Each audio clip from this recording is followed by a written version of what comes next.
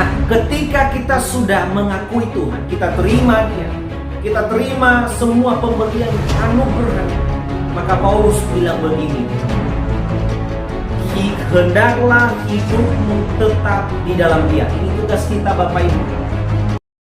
Sampai kapan Yesus segala beban hidup. Shalom, selamat pagi Bapak Ibu saudara-saudara yang saya kasihi di dalam nama Yesus. Berjumpa lagi dengan saya di pagi hari ini untuk saya terus berbagi firman Tuhan kepada kita. Saya berharap jangan bosan-bosan mendengarkan suara saya dan melihat saya di channel ini. Tentunya motivasi dan tujuan saya adalah baik untuk pertumbuhan iman kita. Mungkin kita tidak sempat membaca Alkitab di rumah, atau mungkin kita tidak sempat ibadah bersama keluarga kita, maka ini bisa menolong kita untuk sebagai salah satu kita mendengarkan suara Tuhan, dan berharap keluarga kita juga perlu kita bangun kerohaniannya. Amin. Saudara-saudara, kiranya kita boleh bangun di pagi harinya dalam keadaan yang baik, sehat, dan sukacita. Saudara juga boleh sampai di tempat pekerjaannya dalam keadaan selamat, sehat juga.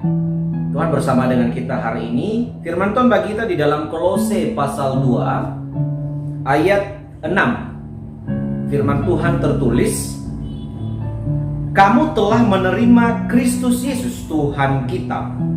Karena itu hendaklah hidupmu tetap di dalam Dia. Amin. Firman Tuhan, saudara-saudara, mari awalilah dengan doa, dan ketika mengakhiri renungan ini, akhirilah juga dengan doa. Saudara-saudara yang terkasih, kita bersyukur kalau sampai hari ini saudara masih tetap menjadi pengikut Kristus. Kita bersyukur kalau sampai hari ini kita masih menyandang keagamaan kita menjadi agama Kristen. Selain kita menyandang agama kita, agama Kristen, kita juga bersyukur kita bisa tekuni. Artinya bahwa kita boleh melewati masa-masa yang sulit selama kita hidup di dunia ini. Selama kita menjadi pengikut Kristus, banyak masalah, banyak godaan, banyak persoalan, banyak perkara-perkara yang kita hadapi selama kita menjadi Kristen atau selama kita hidup di dunia ini. Bukan karena kekristenan kita, saudara-saudara, maka kita merasa banyak masalah. Bukan karena kita menjadi pelayan Tuhan, bukan karena kita menjadi Kristen, pengikut Kristus, bukan karena ada apa-apanya maka kita harus menderita, harus mengalami duka cita, harus mengalami banyak masalah, harus mengalami banyak perkara-perkara. Bukan itu, saudara-saudara. Bukan karena penyebab-penyebab ini tadi, bukan. Tapi ini semua adalah cara kita untuk bertahan di dunia ini.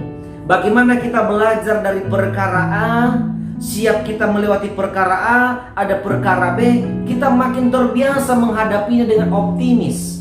Dan tentunya sebagai pengikut Kristus, sebagai jemaat Tuhan, sebagai orang-orang yang telah dimenangkan di dalam Yesus Kristus, tentunya mau perkara A, B, C, kalau kita sudah percaya Tuhan, kita pasti tetap melewati dengan optimis dan tentunya mengandalkan Tuhan kita. Karena Tuhan pasti tidak pernah meninggalkan anak-anaknya, dan itulah disampaikan di dalam firman Tuhan di dalam Alkitab. Saudara-saudara, seorang Rasul Paulus menyampaikan ini kepada jemaat di Kolose. Dengan ini sebuah pengakuan iman sebenarnya dan himbauan bagaimana kita sebagai orang Kristen tetap di dalam Dia. Dan firman itu tertulis, dia bakal berkata begini, kamu telah menerima Kristus Yesus sebagai Tuhan kita. Siapakah di antara kita yang masih hari ini mengaku Yesus sebagai Tuhan dan Juru Selamat? Saya yakin saudara yang sedang menonton ini adalah pribadi-pribadi yang sampai hari ini masih tetap mengakui Yesus menjadi pribadi Allah, Juru Selamat kita, yang datang sebagai manusia dan bangkit sebagai Allah menyelamatkan kita, saudara-saudara. Amin ya. Nah, ketika kita sudah mengakui Tuhan, kita terima Dia, kita terima semua pemberiannya, anugerahnya, maka Paulus bilang begini, hendaklah hidupmu tetap di dalam Dia. Ini tugas kita Bapak Ibu. Tuhan sudah welcome dengan kita, memberikan anugerahnya kepada kita setiap hari. Bahkan kita boleh bangun di pagi hari ini, kita boleh sampai di tempat pekerjaan kita, semua karena anugerah dan kemurahan Tuhan. Maka apa yang harus kita lakukan di hadapannya sebagai ucapan syukur kita? Mari kita tetap berada, hidup di dalam Dia. Saudara-saudara, makna hidupmu tetap di dalam Dia itu maknanya besar.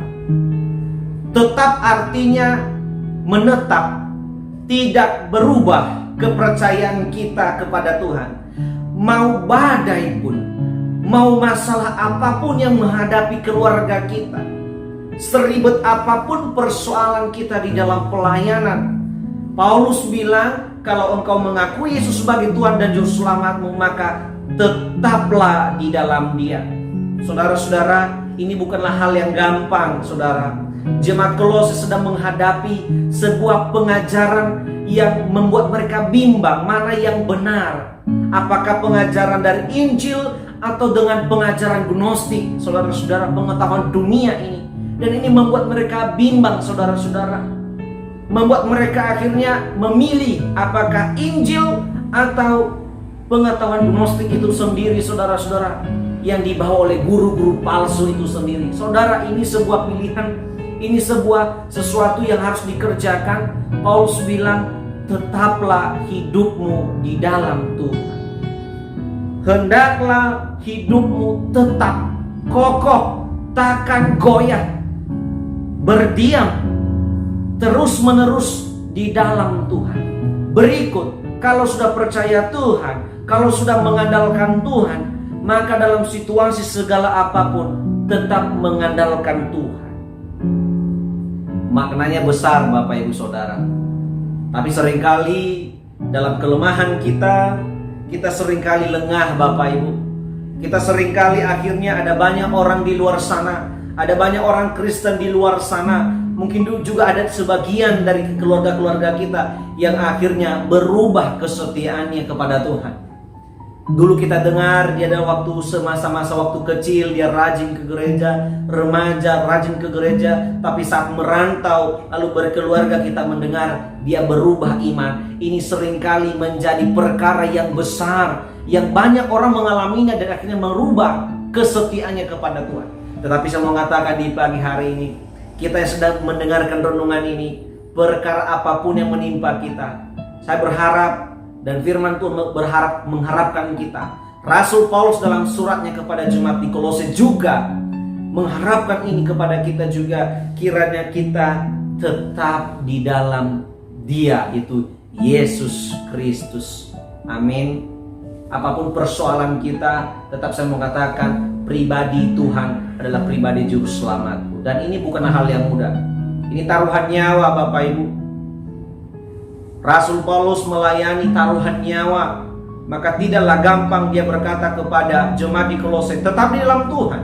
Bagaimana kalau diancam nyawanya dan berkata, mau pilih yang mana? Yesus yang disebut sebagai Juru Selamat, atau percaya kepada Kaisar, atau percaya kepada pemimpin kami? Ini menjadi pilihan yang menggugah iman kita. Tetapi saya mengatakan di pagi hari ini, marilah kita memiliki iman sama seperti Rasul Paulus, yang dalam situasi perkara yang dihadapinya, dia masih tetap berkata, Engkau Allahku Yesus Kristus. Dan kiranya juga di pagi hari ini kita tetap mengakui bahwa Yesus Tuhan juga sebagai Tuhan dan Juru Selamat kita, yang senantiasa menaungi bersama-sama dengan kita. Amin. Kiranya Tuhan menolong kita dalam firman Tuhan ini.